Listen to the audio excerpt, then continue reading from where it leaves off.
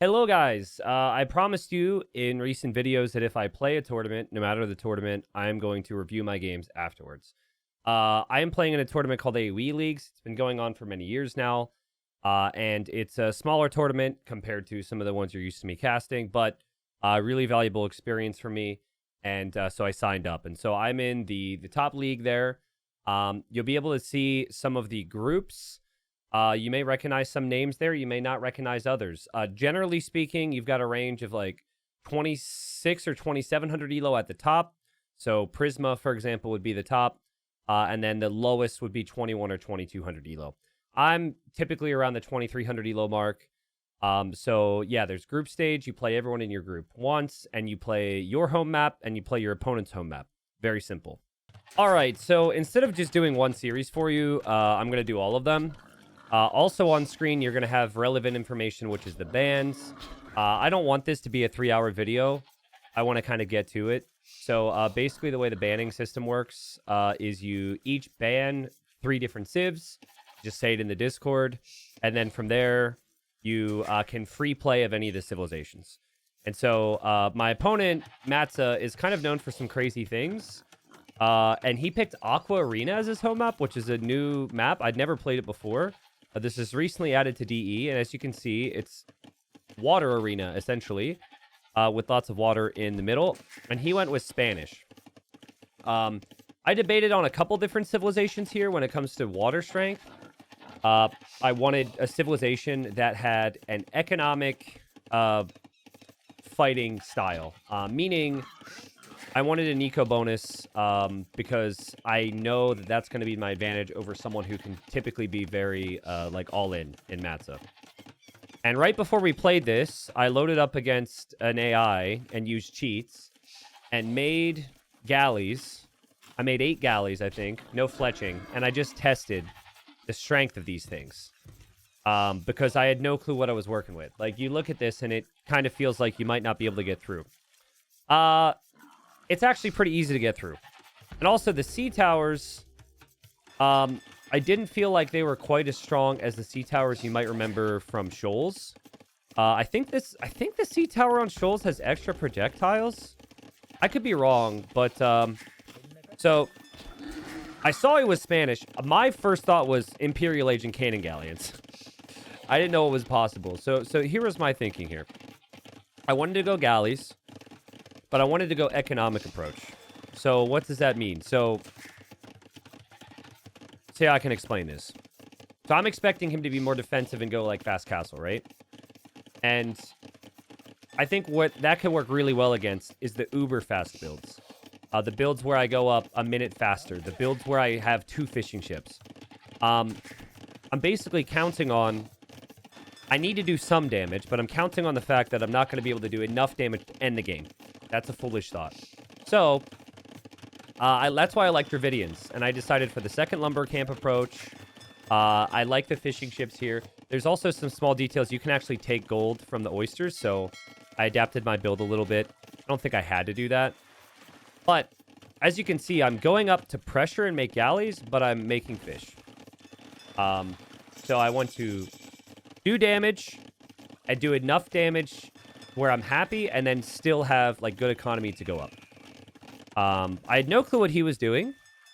I thought about deleting this wall and kind of scouting to the side. I still don't even know what these little things do. These little Greek army tents. The port, I think you can trade with. That's new. He's definitely going fast castle. He's going, I'll speed up a little bit more. He's adding lots of fish. And okay, so now I'm here. So like I said, I just tested this. And I kind of figured that I'd be able to get through. I knew since I was in Feudal Age faster that I was in a better position than him when it comes to producing ships. And then he was probably going fast castle. He made 13 fishing ships, which is crazy. And so I'm in. And I'm just kind of waiting. And I'm seeing his fishing ships. I know he's going to make fires or something. So I got to get the kills fast here.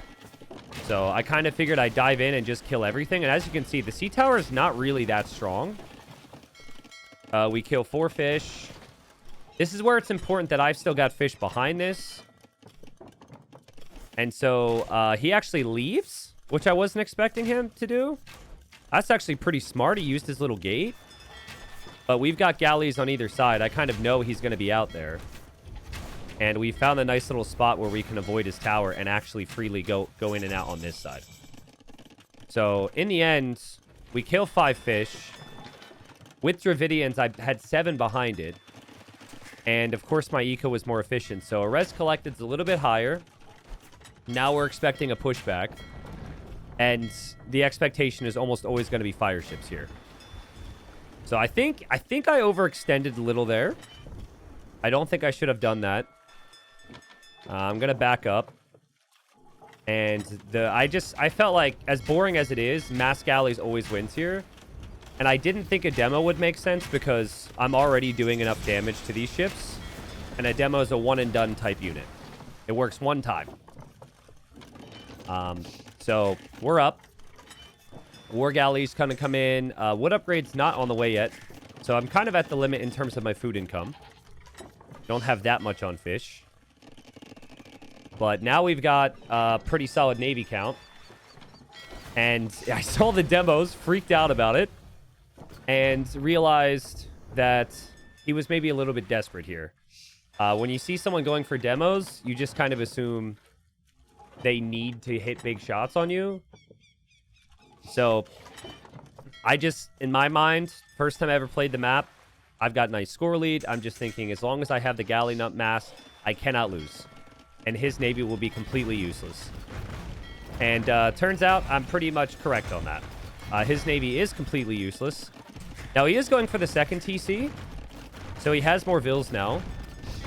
But when you win water, you can just add fish immediately, right? So we take down one tower. We'll take down another tower. Maybe his tower's got some kills, but they didn't really feel that strong. And now my plan is to sprinkle in a couple fishing ships. And the nice thing about the Dravidians is you have lots of extra carry capacity, so the long trips are a bit more efficient overall. So I just kept thinking, like, it can't be this easy. Honestly, was like, this can't be a strat.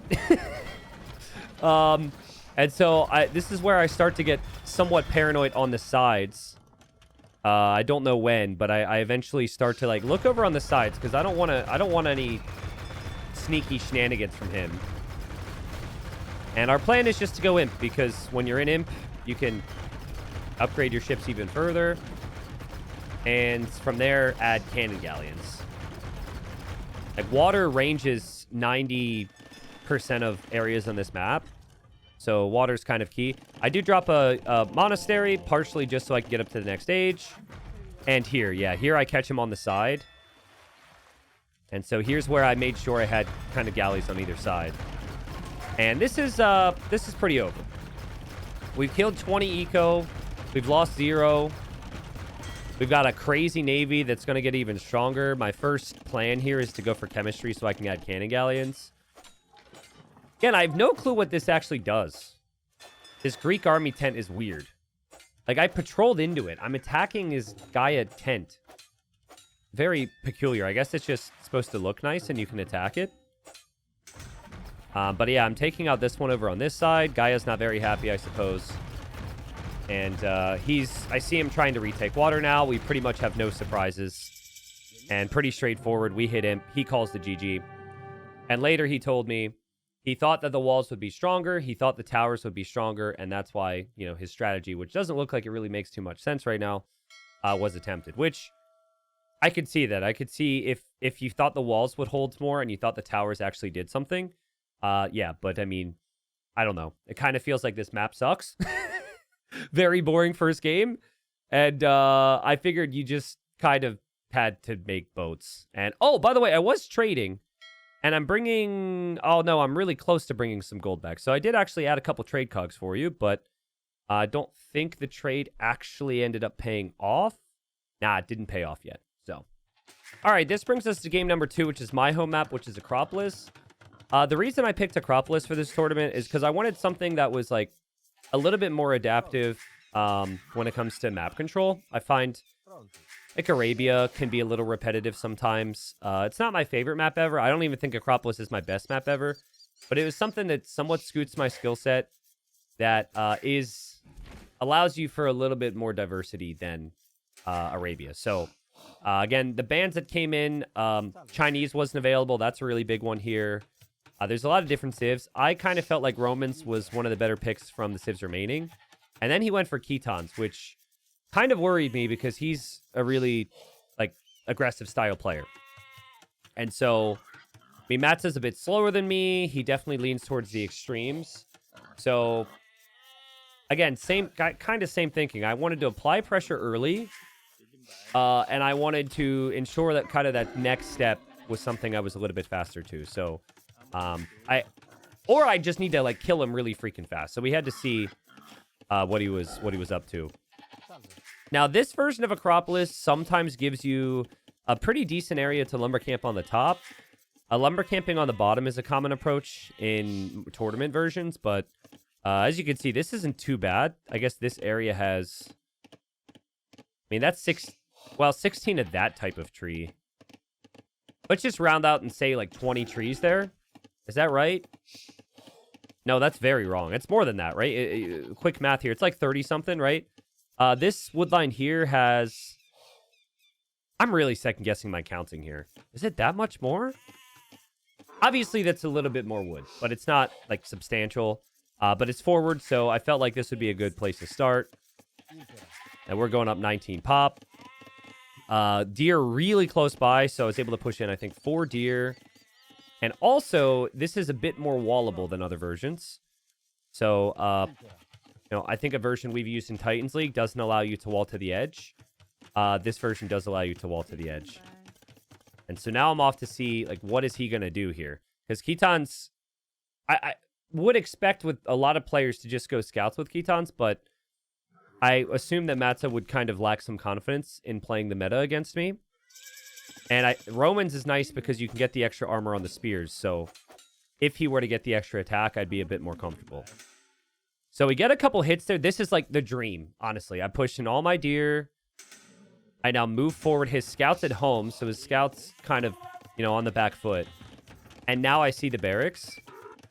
So this is huge. I'm able to know exactly what he's going for. I do miss that he's moving out, but we have a lot of time. Man-at-Arms on this map is... It's pretty rare because it takes an extra 30, 45 seconds to get to the opponent's base. And if you don't get value from it, you've just invested more. That's the other thing. Romans are so smooth here, right? Like, I have 5% greater efficiency with everything. So, I'm just going to play super safe. Drop an archer range. I don't know if I needed the archer range at this time, but obviously doesn't hurt against Man-at-Arms. And find an opportunity to wall to the edge. So, full wall on this side. Archer range on the front. It's a nice opening for me. And just no risk approach in case there's sneak archers or something. He's going to add spears and bring the spears forward. But it's all about the timings, man. It's all about the timings. If those spears are here, he maybe hangs around a little bit more. But just dream scenario. We get the hill. We get the clear up. 4-0 KD. And now I'm able to push forward to make it 5-0 KD. Just, like, super smooth. I think, like, you can tell there's a comfort difference in... and a standard land map between the two of us. And I was just thinking, as long as he doesn't have an opportunity to all-in me, we should be in a nice spot here. And now you're just kind of worried about whatever could come in Castle Age. So, farming away. Eco's looking a little slim with wood now, so I was a little uncertain on if I should move out yet. Because an option for him is to maybe follow this up with scouts eventually. And his spears wander out there. I think he caught a lost glimpse of my archers, or didn't know they were there, and we get 2 kills. Now, I was going to get fletching, because you have the archers, but we already did so much damage, we can just skip that and go Castle Age. He's going to feel like he has to go fletching. He's going to feel like he needs to go for that next step. And those pastures are coming up. I think pastures are still really, really strong. But even though we haven't killed any villagers, we've disrupted him enough, I feel. And we're on the way up to Castle Age. He's going to use the market and try and click up. And he does have this gold tier available. So he doesn't need to have this one, and he does have pastures. So the thing that Matza does, which I think more people need to do if they fall behind. Huang does it just like in general. This is just how Huang is as a person. But I think if you're behind and you need to get some real damage, you just need to idle your TC at a certain point. And players are really resistant to doing that because they're used to producing vills. I actually don't know because I haven't watched the game back. I'm going to assume he idles his TC here because he, spoilers, makes so much freaking army. And I mean, look at his food count. His food count's ridiculous. But we're Castle Age faster. His skirms are basically useless at this point against crossbow with upgrades. And so I'm just hoping to get any value. And so I parked my units here.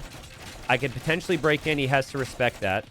And now we take the eco lead on the second TC. Get some eco upgrades. And a couple moments here where I just reposition my crossbows to fire on new targets. But for the most part, I just sat him there. And I know exactly what he's going to do here because you can see the stables. And yeah, he's idling his TC now. And so these Lancers get double attack. So if he's able to get +2 attack, he'll have 9+4 attack. Which is really strong. But the Civ lacks Bloodlines.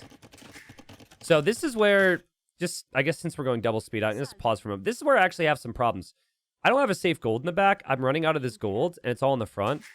And this is, I guess we'll just go normal speed. This is kind of tough for me here to figure out what to do.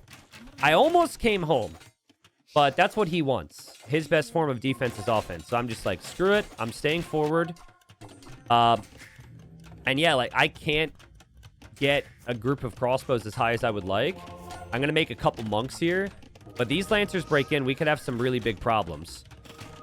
So we get a conversion here. That's nice. Again, just any form of defense is good. Even just having the second range out here is so tough because I can't send units back. My gate has to be walled off. I'm trying to get knights out. It's very panicky right now. But we're still camping here, and he hasn't fought me here. He's up to 18 Lancers. Like this, you guys have maybe been there. Like, Lancers can kill you very, very quickly. I cannot let this army into my base.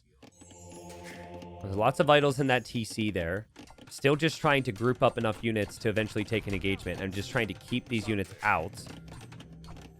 And I don't have gold, so it's not a great situation. The wood's not great either. But now I'm into his base. The key for him, he's close to poking through, but he's not in yet. So that's kind of key. We've got some damage being done from the other side. And he just calls the GG. I was stressing. But, I mean, I'm in the back of his eco. He's done no damage, and there's this timing here. He's down by 20 vills, and he calls it. Honestly, I mean, I still probably win this game. I've still got some monks to come over. I can gather up my army. I'm producing some knights. I'm going to get some units over here. But he might be through soon. And maybe 8 Lancers clears this. I don't know. I think the fact that it's a maybe tells you it's probably over. But Matza is a worrying player to play against. Wasn't sure about game number 1. Felt like my approach was sound after I figured out how the maps work. Game number 2, against a player like Matza, I would expect myself to be able to kind of play meta and play smooth. And we did that as well. So really good first series. Immediately after this, I played a second series, which was a bit trickier. So we're going to dive into that now. All right, guys. So series number 2 is up against Ween Dinchester. Ween Dinchester around 2,300. Has been getting better. I'd say he's a little bit more capable on like a variety of different maps. I would say he's not a standard Arabia style player. Probably better on mixed maps, tourney prep style maps, maybe even arena style maps. And I actually have done some practice sessions with him. We did a best of 5 in Titans League settings. I'm not allowed to play Titans League, which sucks, by the way. Like Microsoft. I don't even want the money. Come on. Anyways, I can't play Titans League, but I want my fix, so I've been playing with some people. And I played with him. And so the funny thing is, we played Evacuation, and like multiple games on Evacuation. Then this tournament starts. I didn't realize the map he picked was Evacuation. So we both had information on what the other person wanted to do. I like to play Woo and Lithuanians. He banned Woo and Lithuanians. So I think I said you bastard after he banned them. And then I knew that he liked to play Celts. And so I was like thinking about our list of civs. Again, the bans would have been on screen a minute ago, which civs we banned out. And I just think Byzantines they have no weak matchups. And I find a lot goes wrong on this map. Like, a lot goes wrong on this map. You're going to have some issues on water. You're going to have some issues on land. At least with the way I play, it's going to be wild. So I said, okay, a lot's going to go wrong. What civ can bail you out except Byzantines? More vision, more HP. So, and also both the games Wayne and I played went to Imp. So I was like, what civ is best in Imp? I thought Byzantines. But Celts can be super, super dangerous here with Man-at-Arms. And that wood bonus is no joke economically. He has been scouting the outer area. I tried to do the same to get some extra cows, which are really helpful with your eco.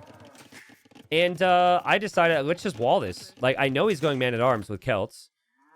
That's pretty much a given. So let's just wall before he can get to me. I have no early eco bonuses, so let's hope that his investment gets walled out. Now, this is kind of what this generation's supposed to look like. We put a lot of work into this when we created this map to get this to be consistent. This is what it's supposed to be like, so you can kind of have a lumber camp and berries and deer nearby.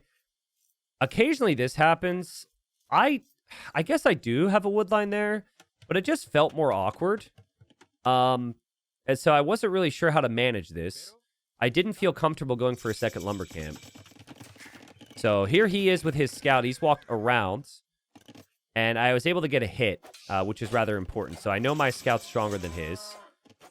And his scout's also on the other side, which is nice. So we get additional hits here. Very good hits on that scout. And I said, let's stone wall, baby. Let's stone wall. His scout, I think he tries to click it this way, and I'm fully walled. So the only way the scout could go is back the other way. And his scout's dead now. And so he doesn't really know what I'm going for, and his man-at-arm investment hasn't done any damage yet. So far, so good for us. Wood situation's getting a little rough for us. I would have loved a second lumber camp, but I had to go for the archer range. I have to make some fire ships. And your wood spend on water maps or hybrid maps is just ridiculous. So I send the spearman here. I'm going to lame the deer. It doesn't, like, fully kill them off anymore, but it does something at least. And my scout's just double-checking to see if he's going to have a follow-up of some kind. And I see the range timing, which makes me good. Makes me feel good. We also find his fire there. So our fish are protected, which makes me feel good. And so I said, okay, man-at-arms get no value. Let's move out. His man-at-arms are actually here. And so, so far, so good. And with Byzantines, you just need to survive. Now, we saw the tower. So I know I can't really disrupt anything there easily. I know his range was later than mine, so I figured, okay, let's just keep it messy over here and try and get some damage in. And so we kill a villager there. He's got skirms. Didn't know this was fully walled. So just hoping to force some reactions. He made way more fire galleys than I was expecting. That fire galley being lost isn't the biggest deal, but he's really turning out the fire galleys. And keep in mind, there's a lot of things that have to be done throughout this. And, oh, shoot. Yeah. Completely forgot. Completely forgot about the man-at-arms. I go for a quick wall here. And then I forget to wall that piece. So I lose a vill. All these vills have to run. Obviously, I'm still trying to micro over here. Ha! He's losing a villager to a boar. That's so funny. Yeah, we just, like, both potatoed here big time because there's so much happening, right? But yeah, I mean, my fires could have just stayed at home and defended, but I moved forward to attack him. Now I'm losing fish. So I've lost villagers I didn't want to lose. I've lost fish. I'm losing archers. Not a good minute for us. But we do end up killing a villager there. And we're kind of trading fishing ship kills at this point. I actually was able to save these two. He's just on my dock right now. But now he's back in with Man-at-Arms again. And has done some damage here. I had one archer, but that archer is no longer around.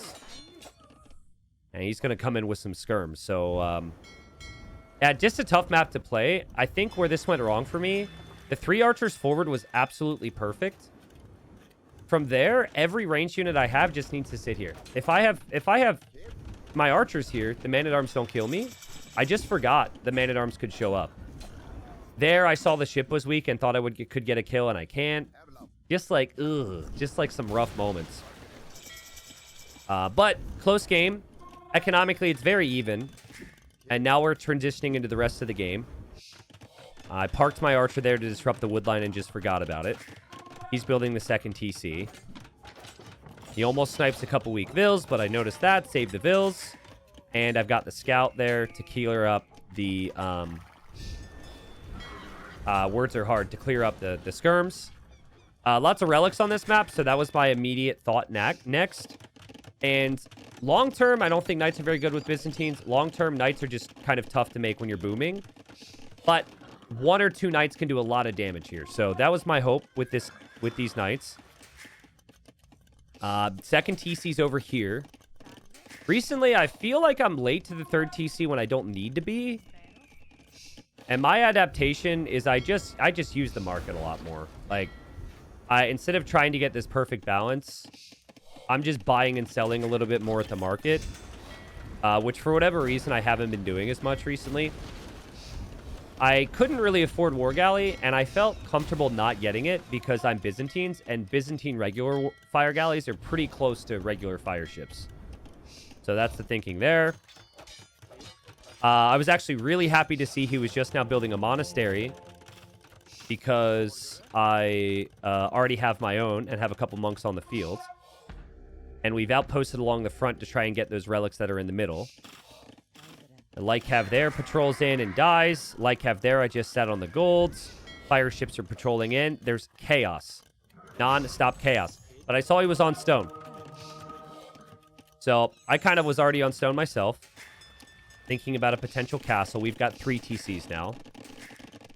But, like, most evac games from this position always go late. So, you know, from here, we've got a good civ for that. And really close game. KD is super close. If it wasn't for a boar killing a villager, it might be even. I did know he just picked up that relic. And I was going to try forward castle, but... I saw these golds, and I saw the hill in front of my base, and said, how can I say no to a defensive castle? Well, we both still got fires.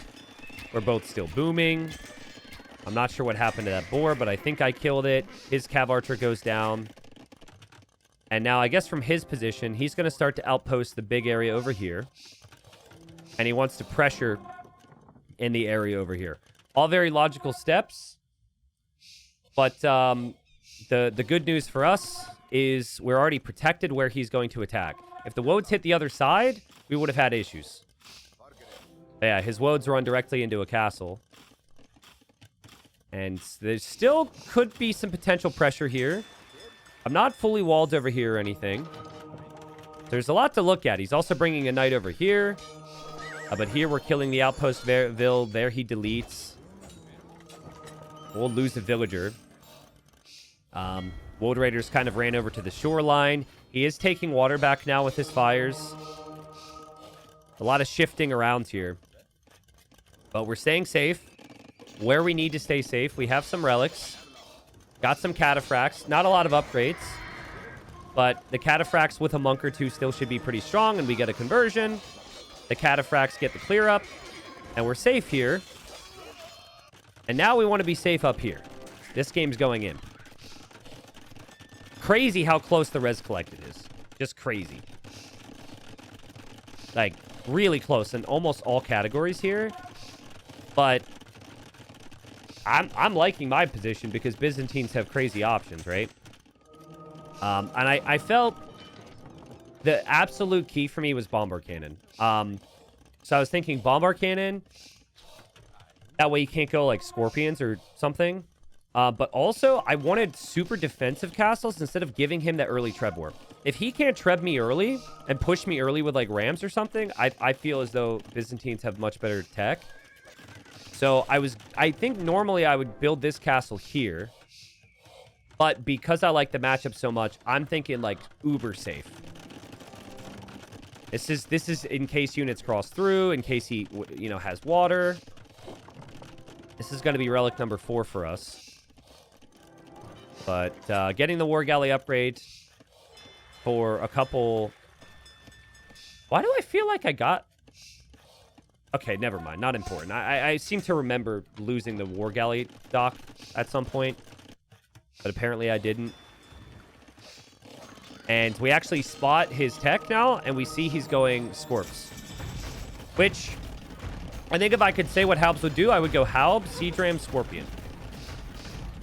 Still a bit vulnerable against Bombard Cannon, but, like, the Siege Rams can push if you get Fury Celtica. Another defensive castle for us. We're making Cataphracts now. And we do have Redemption, so we're able to convert a couple units here. Got a little messy here. I really wanted to go Dramens on water. And I wanted to push from the shoreline because Celt's a pretty crap navy. So that was in my mind. Maybe that's it. Maybe I get fast fire at one point and the dock goes down. I definitely remember one of these docks getting sniped or something. I did the eco upgrade check here. Double checking every eco upgrade I can think of. Double blacksmith as well, just to get as many techs as possible so we can't be pushed. And we're pretty set right now. The fight's about to go down. I'm almost fully popped.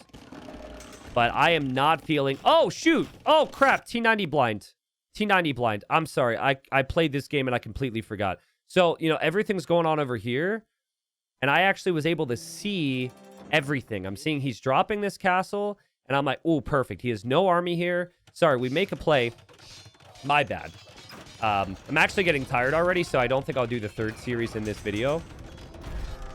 Because that would be... I mean, we got one more game from this, so a total of 3 games. But we're just going to push right up the gut. And this is huge. It's just perfect. We, like, take out a free castle. We take the castle position. And this castle's now a leapfrog into the rest of his eco.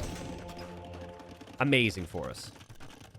But notice, I don't really have the biggest army right now. Like, we both have massive economies. So I'm now building outposts because I know he has to push me here. There's no resistance here. It's tough, man. I think he really does need the snowball in this area. This is the most important area, so... And there you go. This is what I was talking about. I remember queuing fast fire. I'll lose the dock, and then I can't make the Drawman. So that's kind of annoying. But I have bigger problems. And I love this. When you find a position where you've got trebs in the opponent's base, you'll just take down houses, market, blacksmith, all these things that they actually need. He's getting upgrades in this blacksmith that will be denied now by my trebs, and I didn't even have to think about it. So that was awesome. But yeah, it's about to get real here. He's still trying to max, but now he's starting to lose some grounds. I've got monks that can convert from range. I've got bombard cannons that can convert from range. And we see his treb a little late. He does treb down a cannon, but now I'm starting to mass those cataphracts. And I don't have Logistica yet, but with Logistica, cataphracts just destroy infantry. Actually converted his market. Does he build another market? It would make me so happy if he builds another market. I love stuff like this. Like seeing him build this new blacksmith. Ah, I love stealing someone's buildings or taking down a building at the perfect time. We'll see. Big engagement for the cataphracts, the monks, the bombard cannons, just all doing everything they need to right now. And now I have fast fire, and I have some Drawmans on the way from some new docks to pressure from the shoreline. I just don't... I mean, he doesn't have a big army. He needed to max out with more numbers. And I matched his numbers, and everything was completely fine. At this stage, now that he doesn't have a lot of scorpions, I'm actually thinking that full hand cannon can do the job. So that's my shift in mentality. And this literally, like, at this stage of the game, is a sibling. Res collected, he's actually ahead, but this is just a better matchup. I have more options. And I talked to him a little bit about this. Like, yeah, Celts can be a good late pick in the draft. But I think in this tournament, when you ban 3 civs and then free pick, Celts are not 4th pick worthy. And at least it's just my take. And I felt like Byzantines, maybe Italians, maybe like Malay. I forget what civs were all banned out at this point, but I think there are a lot of options which just have better late game. I was debating between Italians and Byzantines. And I ended up picking Byzantines because regardless of what I'm up against, I feel pretty comfortable. So we got the slow push going. We roll the Trebs from over here to take down this castle. And, I mean, the Drawmans are there to protect as well. And he basically has not been able to take a good fight all of Imperial Age. We've got resources stacked. I've got stables coming up. I've decided not to spend any gold on cataphracts anymore and just save the gold in case the gold runs dry.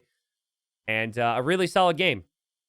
I think the keys for me, the light cav and the knights did a little bit more for me in Castle Age. Just a little bit more harassment, running around, being a pain. I think had he done the same thing, I could have had some potential problems getting those relics. The outposts were really nice for us in the middle. Pushing an early imp was nice here, but I think bracing ourselves with the castle was good. But in the end, it was like kind of like a 50-50 game. And maybe I'm oversimplifying it, but I felt like, you know, in the 50-50 game, Byzantines just gave me what I needed against the Celts. So, yeah, we win the first game. So now we're like 3-0 in this tournament, which is very, very good. We have another game, which is then on my home map. All right, so just like the previous set, I guess we should change the colors here. Just like the previous set, it's Acropolis. So I will play Acropolis every single round. My opponents, I'm not sure what their home maps are, but usually something a bit different. So in the first series, Chinese was banned. I couldn't play Chinese. This time around, Chinese was not banned. So I just feel like Chinese are just busted. Especially if you could push in deer right away, which I was able to. With a smooth start, Chinese are just probably the top civ. I think Persians are right after that. Then you get into some others like Romans, Hindustanis, Khmer, Portuguese. Those are all civs I'm a really big fan of. But we get Chinese. I kind of felt like this was going to be a Chinese mirror because it's free pick. He went for Khmer. Is a really solid civ. But, you know, when you have a lead in any stage of the game, you have to, you know, try and mitigate taking any damage. So my thinking was get to mid-feudal and we're ahead. Get to mid-feudal without damage. I don't even need to kill anything and we're ahead. That was my thinking. So he goes for somewhat of the standard approach and comes down to lumber camp here. It's actually a really close distance for him. For me, well, I guess it's the same distance. But I decided to lumber camp here again because everything's just closer and safer. I don't know. I'm going to have to think about this approach a little bit. Because I just run out of wood at a really awkward stage with this, which is not fun. So, but I'm trying to like have a smooth uptime. And I'm up. We're going up at the same time. And I'm up 2 villagers, and I have cheaper techs. Chinese are really strong. Golds are on the back for us, which is way better than him when it comes to playing safe and whatnot. And he's going to go to gold now, which is interesting. I don't hate it. I think there is a lot of logic with going archers with Khmer. The idea is to force the scout player into skirms really early, which a lot of players like to do. And then Khmer can switch into a stable, and then you go archer scout, and you play really aggressive. So I think mid-feudal is where this build becomes really strong. And so I come through here, I see the range, I see the gold. I'm like, oh, that's surprising. And then I see the wood line. So I have a strong idea of what he's going for. But here's the thing. Like, the approach of going scouts into, or archers into scouts can make sense if the opponent switches to skirms. But he doesn't have a barracks. He can't make spears. So my thinking was, oh, I'm just never going to make an archery range. Like, I'm not going to give him the opportunity to have a scout follow-up that's really strong here. Why would I do that? I'm going to just stay on scouts and make a lot of farms and wait for upgrades. I think this is where him being the underdog and the map also is kind of playing a role in how this plays out. If he's aggressive right now, maybe he has some potential for damage, but I mean, his base is super open. He feels like he has to wait for walls. Now he's got to come take the berries. Now I'm showing army, and it's just like all these reasons why he can't ever move out, and he doesn't even know if he's going to find any damage here. And the answer is, he's really not. And like I said, you make it to mid-feudal here, you're ahead, and you just kind of chill. But he is massing a lot of archers here. He also hasn't added skirms, he hasn't added the stable, which is what I was expecting. So I'm thinking like big army numbers from him. And I'm waiting, like really just waiting to see when he's going to move forward with more army. His scout comes forward. This was super annoying. Really underrated play. I think him seeing my stable there is why he doesn't move out. And he sees the blacksmith. That should tell him I'm producing more than the amount of scouts that I have. And I'm probably going to get some upgrades. So I think he would have moved out if not for that. But now in his mind, he's thinking, let's play Castle Age with crossbow and try and get some value. Just using the one scout to chase that. Or so I thought. I don't know why all the scouts. Oh, yeah. I don't know where his archers are. So I'm exposed back here. I don't want to be surprised. It's actually crazy. His scout's making it all the way home now. And I actually want to see those archers and see those archers. That's good for me because I don't want to be pressured. I've overchopped this wood line. I actually didn't know I had this hole here yet. I just don't want to be in a rough spot. And now I want damage. I'm heading up to Castle Age when I need a bigger wood line like this. Acropolis is all about securing the middle. This game is much closer than the first Acropolis game. He's got a really big army now. I have armor already. And I'm getting bloodlines now. So there is a window if he were to move out where I could potentially do some damage. 2 stables for me. The plan is obviously to go light cav. But I'm really set up for army numbers. I am not set up with the wood eco to drop TCs. And there he is, just sitting there. And we've got a fight here, which is a really interesting one. So, again, he can't make spears. I see he's up. I want to see how many units actually die here. Okay, so I lose the scout. I killed 2 archers. He's killed 2 scouts. 3 archers, 4 archers, 5 archers. I'm happy with that. I was happy with it in the moment, but I wasn't exactly sure. But he's got a number of crossbows now where it feels like it's not enough to move out, I would say. So now he's just perma fixed at home now. He has to stay home. And that's good for me because I can kind of do dances around his base. But I don't have the light cab yet, and I'm actually focusing more than anything on knights. And I'm still kind of concerned about this forward wood line. Like, this seems like a really awkward spot. And I decide to TC down here. I think it's cheeky. I think it's a little unfair that I get this free wood line, but I have to take advantage of it. I know this can happen on Acropolis sometimes. Just dropped my phone. Sorry. It does potentially give me some vision and map control issues along the front. Like, yes, you're exposed if you TC the front, but then I actually know when his army's around. Like, and it's just, I don't know. I'm not sure this TC is actually amazing. 0 villagers killed on both sides. He had the second town center up faster than me. His knights are now starting to move forward. And it's been very close yet again. This time I've got the ever so slight lead, but his crossbow counts up. He's got knights now as well. And my knights are not able to take the best of engagements. That was good. We killed a couple crossbows. I was just about to go out here for the TC. See, this is what I mean. If my second TC was here, I would have noticed where the army is. And I actually take a poor engagement there, pull other army back here in a panic. There's just a lot of things that felt awkward about this moment.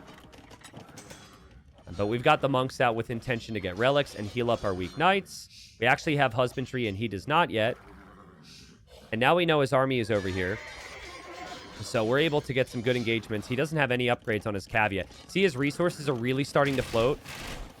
Like, he's got crazy resources, but he has to spend them faster. And, I mean, in all fairness to him, he's going to. He's going to drop this TC. He's got monks on the way. He's got knights. He's got crossbows. But he's had to fall back, and my light cav finally pay off a little bit more. We get a villager kill. I think we also kill the monk in there. We get another villager kill. And this is cheeky. I'm proud of this. We get a villager snipe, and then we back away. So that's not bad. That evens up the vill count. But I felt real good about our army situation. And I felt real good right about here as well. That's a relic that I'm able to secure for myself. That'll mean I'm on 2 relics. Also, I'm bringing in this relic, which will be 3. And now is when the fighting could get real serious here. And now is where, depending on the patch you're playing on, these fights can go very differently. So we'll go normal speed now. So we're able to back up to the hill. I wasn't planning on this fight happening now, but my monks are already, like, locked in, and he's not really able to retreat. So we're both going to get units converted here, but I've got good upgrades. And I found on the recent patch that melee pathing is definitely a lot better if you want to glide through your opponent. And that's exactly what happened. I was able to move through his units. And we get kind of the perfect surrounds here. He also can't escape easily. And so, tough for me to engage against every unit immediately, but knights are so much stronger than crossbows in these numbers. And that's a massive fight for us. Huge fight. And potentially game-winning fight. Because it's also right by where the 4th relic is. And we still have monks to heal up. And yeah, feeling pretty good about things. Gonna transition some vills onto stone to think about a castle. And I don't feel as though I need to take a fight now. Because I know you know, something's coming. So a couple outposts on the sides. Just so there's no surprises here. Waiting for those knights to heal up.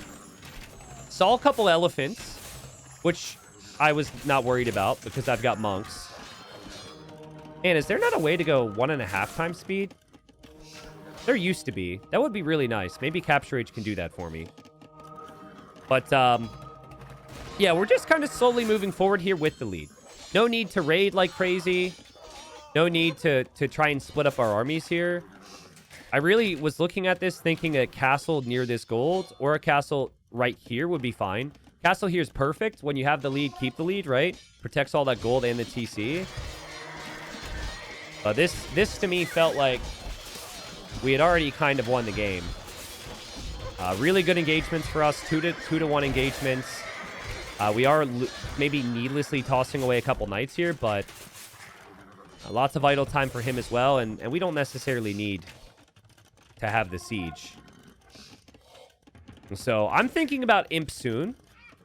Gonna fall back again. Again, I think that's an example of maybe forcing an engagement, but he's got some idle time.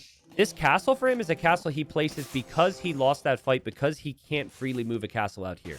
Right? That would have been denied. So that's a win for us. And just outposting everywhere right now to get vision. Left side outpost so we catch anything over there. Right side outposts are going to be coming eventually from this villager.